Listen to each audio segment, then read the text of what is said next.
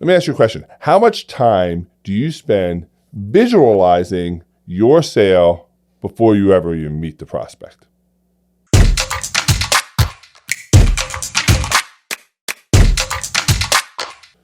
So one of the things that really boggles my mind about sales professionals in general is, why don't we treat our sales like professional athletes treat their craft?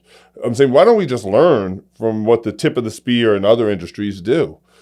And the reason I bring this up is because I saw this great interview a long time ago with Michael Phelps after he won the gold medal at the 2008 Olympics. I visualize every single, getting up to a meet, I would visualize probably a month or so in advance, just of what could happen, what I want to happen, and what I don't want to happen. Because when it happened, I was prepared for it.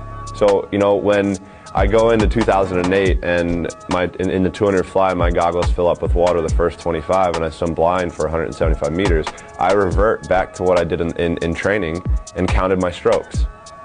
And I know how many strokes I take the first, second, third, and fourth 50 of all of my best 200 flies. So I reverted back to that, and I was ready for that because I was mentally prepared for it. So think about this. Michael Phelps, arguably, actually not even arguably, one of the greatest athletes of all time, talked about he knew his craft so well.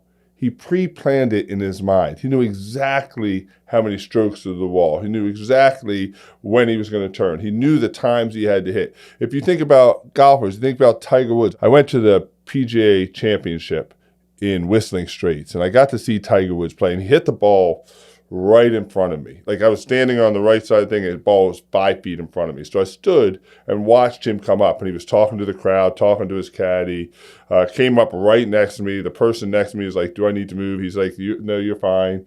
And then he talked to his caddy, his coach. He said, give me the 9-iron.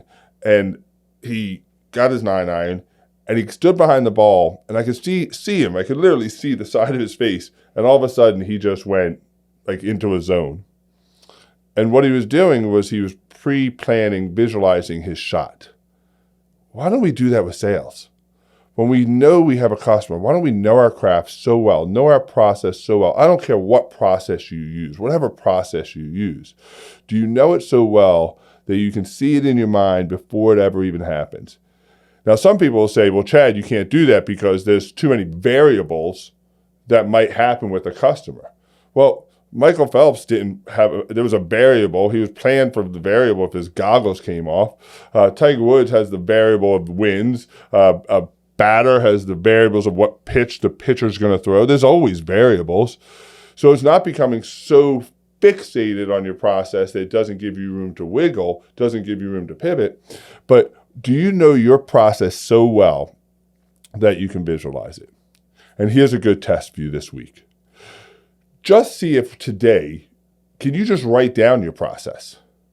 Can you literally just write down your process from the moment a customer walks up to your door or onto the call or wherever, however your vehicle of delivering the sale is? Write down your process from the moment it starts to the moment it's finished. Can you do that? Because if you can't even write it down, you sure as heck aren't going to be able to visualize it. And if you want to increase your probabilities of success, you have to start seeing success before success even happens. Try it this week. Let me know what you see.